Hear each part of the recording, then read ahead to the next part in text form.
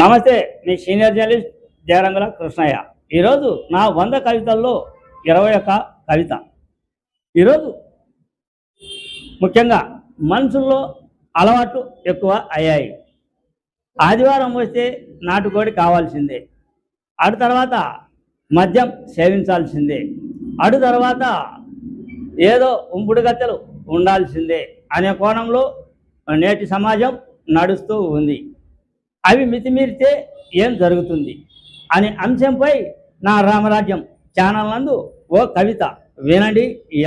నరుడా నరుడా ఏమి నీ కోరిక అంటే, నాటుకోడి పులుసు నాటు సారా, నాట్యం చేసే నటి అన్న నరుడి కోరిక, కోరిక కొండెక్కి కాటికి దారి, నాటుకోడి అంటివి అంటరాని రోగాన్ని తెచ్చుకుంటివి, 4 కాళ్ళ మంచం ఎక్కితివి, నాటు సారా అంటివి సంసారాన్ని దూరంగా ఉంచితివి, నోటికి మాట రాకుండా రోగాన్ని తెచ్చుకుంటివి, నడి వయసున్న నాట్యం చేసే నటి కావాలంటివి, నడుములు విరిగి నరాల రోగం తెచ్చుకుంటివి.